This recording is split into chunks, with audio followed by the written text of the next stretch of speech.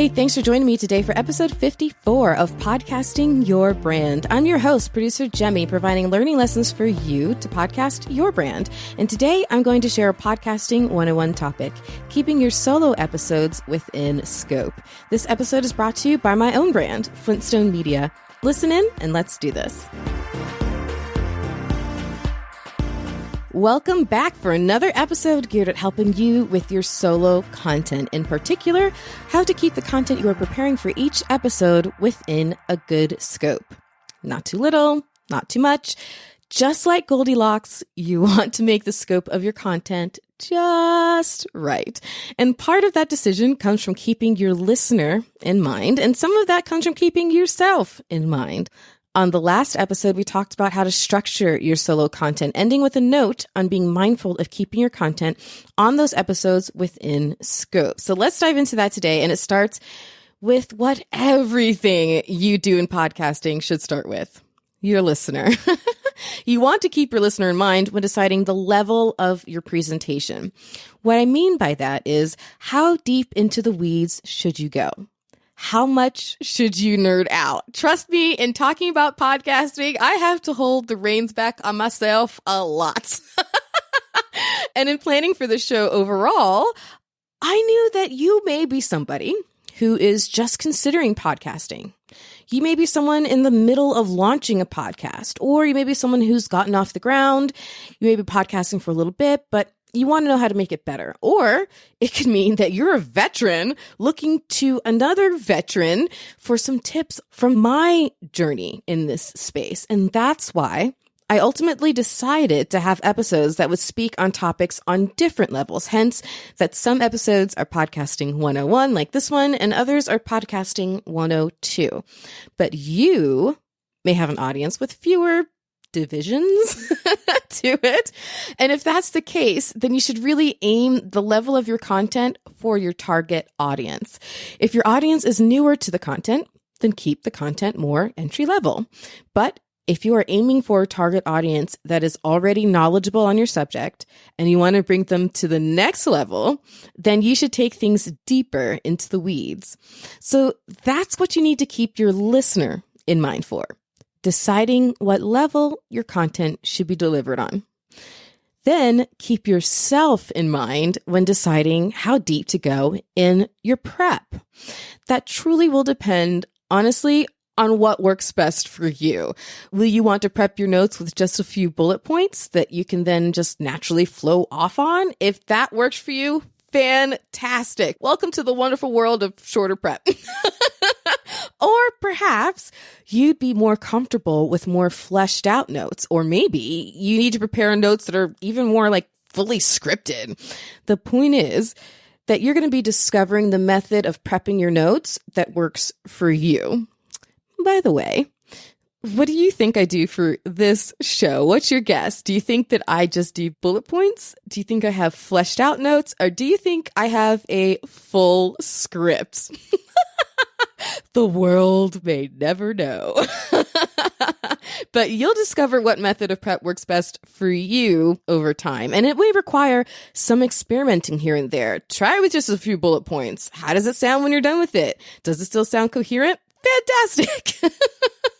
You can experiment. Or it may even change from one episode to the next, depending on the subject matter and topic that you're specifically covering on that episode. Perhaps you had to do a little bit of research in order to feel more comfortable really talking about that. So your notes might end up being a little more fleshed out, as an example. Bottom line, do what works best for you in terms of how detailed your prep notes need to be. So keep your listener in mind when deciding the level of your presentation and how deep in the weeds your details should go, but then keep yourself in mind when deciding on how deep to go in your prep. Okay? What notes do you actually need to have on paper or on screen or whatever, so when you get on that microphone, you can let it ride.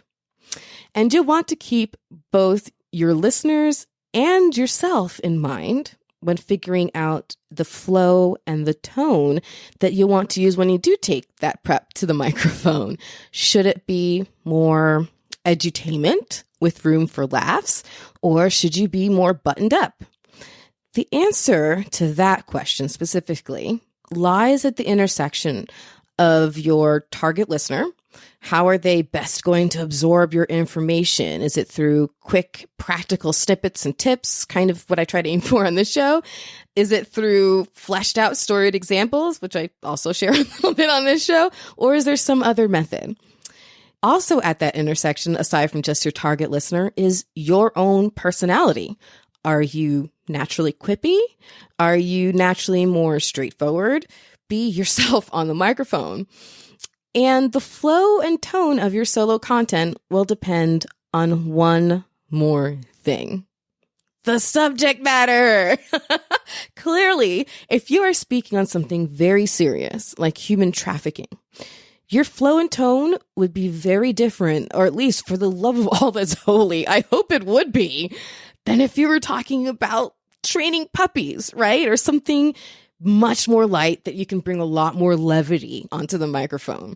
Those two shows should be very different from each other in tone. And there's no real way to explain exactly how to make that assessment other than just encouraging you to go by your own common sense and instinct.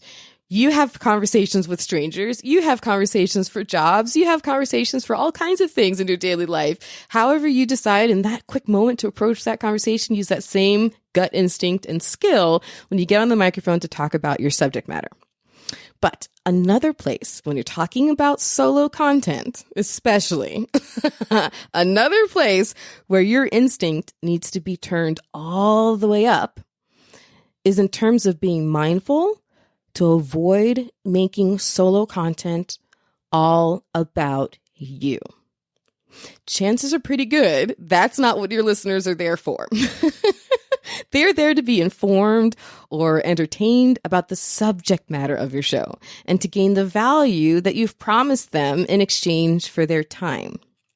So unless your show is all about you, again, not likely. And if you need detailed thoughts on why, you can rewind back to episode 33. No infomercials, please.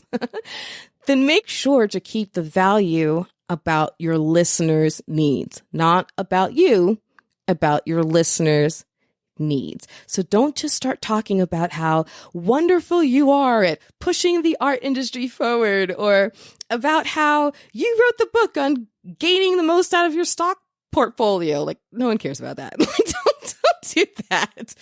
They care about how your information is going to help them. But using examples from your own experience to illustrate your information and teachings is phenomenal. And don't be afraid to share stories of your losses along with stories of your wins. And I'll get into more of why that can work in your favor too, sharing your losses just as much as your wins on the next episode. But you definitely want to do both. And using your own examples naturally showcases your vast experience and your expertise, which can be great for positioning. But don't make the show about yourself. Just use your own example of something when an example is called for. But don't force it, okay? Don't force it in order to, quote unquote, sell yourself on that microphone. That is not going to come across well. The listener's going to realize there's not a whole lot of value that's about them, and they won't tune back in. Instead, promote whatever it is that you do want to promote and you're itching to promote and you want to tell them about that you want them to take action on. Promote that through your closing calls to action at the end. And so any calls to action that you share throughout the episode that might be sprinkled in for your listeners, if they're within the main body of the episode, those calls to action should be reserved to only reference additional resources for your listeners and not much else. Okay? Again, avoid making your episodes become salesy. I truly cannot emphasize that enough. That is what closing calls to action are for. So when it comes to scope, again, think of your listener when deciding how deep in the weeds you want your content to be. Think of yourself when deciding how deep your prep should be. And think of your listener, yourself, and your subject matter when deciding the tone to take on the microphone. Okay, so now let's say you are on the microphone. What's one thing that you might think I don't want you to be worried about? I'll give you a couple of seconds to come up with a guess. Do, do, do, do, do, do, do. And actually, my giving you a couple of seconds was a little bit of a clue in and of itself, because the answer is time. I don't want you to be thinking about time. When you get on that microphone, push time out of your head. Think about your content and nothing else. And that means not rushing and not stretching. 2 no-nos that I want you to avoid. Do not rush and do not stretch. First, with not rushing. It's okay to let thoughts breathe. Like just a moment ago when I had you try to guess what I didn't want you to be thinking about when you get on the microphone. That was a moment where I let the thought breathe. It was obvious I was asking you to try to guess something. But sometimes, usually, it's more because it's a profound thought, or those don't happen very often on the show, or it's a learning lesson that you as a host, you need to let sink in.